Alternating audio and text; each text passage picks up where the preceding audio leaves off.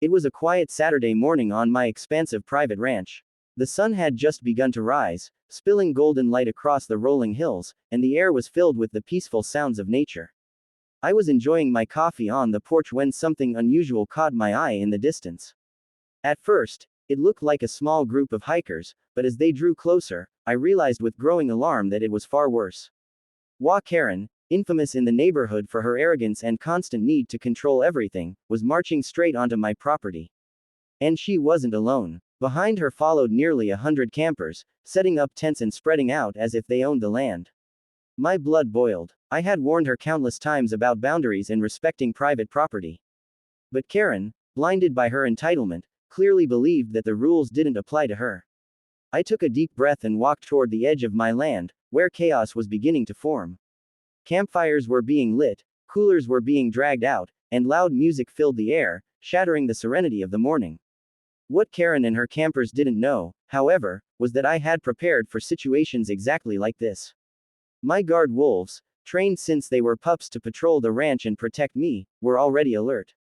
I whistled softly, a signal only they recognized. One by one, they emerged from the trees, their sleek fur shining in the sunlight, eyes glowing with intelligence and loyalty. The ground seemed to vibrate with their presence, a silent warning to the intruders that they were not welcome here. Karen froze the moment the first wolf stepped into view. Her usual confidence vanished. The campers, seeing the pack of massive wolves, went silent. Some tried to laugh nervously, hoping it was a bluff, but the leader, a huge gray wolf with a jagged scar on his snout, growled low, sending chills down everyone's spine. Karen stepped back, her face pale, hands trembling around the crumpled HOA rulebook she thought would protect her. We were just camping. She stammered. I crossed my arms and stared at her. On my land, without permission. Do you even know what trespassing means? The campers began packing in a frenzy, realizing their fun day had turned into a nightmare. Tents collapsed, backpacks flew, and chaos erupted as my guard wolves patrolled the perimeter, making sure nobody crossed into restricted areas. Karen tried to regain control, waving her arms and shouting orders, but it was useless. The authority she thought she had in her HOA never applied here. By noon, the campsite had emptied almost entirely. Karen lingered for a moment, muttering complaints, before dragging herself off the property. The wolves returned to my side, sitting obediently, their job done. I leaned back on the porch, sipping my coffee, the morning tension slowly melting away. My ranch was safe, my rules respected, and HOA Karen had finally learned her lesson, though she would never admit it. Sometimes control isn't about shouting or writing rules. Sometimes it's about preparation, respect, and a reminder that boundaries exist for a reason. And on that day, my guard wolves made sure that lesson was unforgettable. It was a calm Saturday morning on my private ranch, the kind of morning where the sun spills golden light over the hills and the air carries the scent of fresh grass and pine. I was sipping coffee on my porch, enjoying the quiet, when a sudden movement on the horizon caught my eye. At first, it seemed like hikers, but as the figures got closer, my heart sank. It was HOA Karen, notorious in the neighborhood for her entitlement and obsession with control, marching straight onto my property.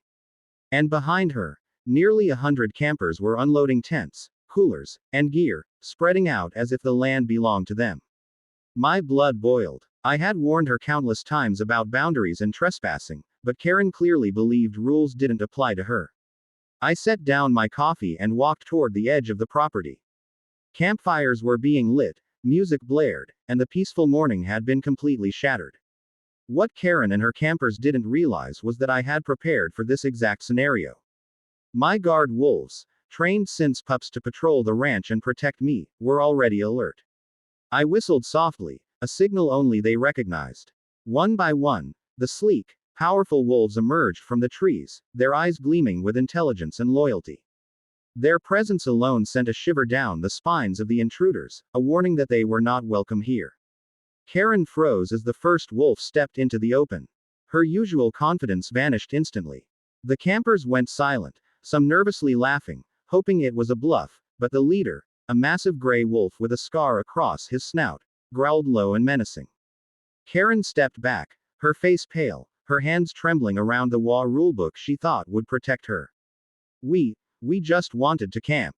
She stammered. I crossed my arms, staring down at her. On my land. Without permission.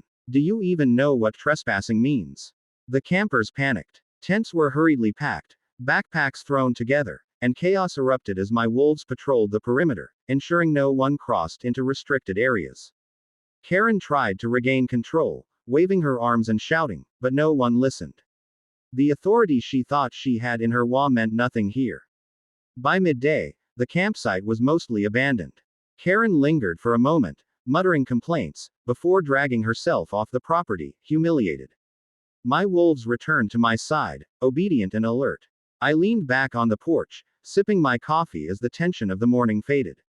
My land was safe, my rules respected, and HOA Karen had learned, in her own humiliating way, that trespassing comes with consequences. Sometimes control isn't about shouting, rules, or authority. Sometimes it's about preparation, loyalty, and ensuring boundaries are respected. On that morning, my guard wolves made that lesson unforgettable.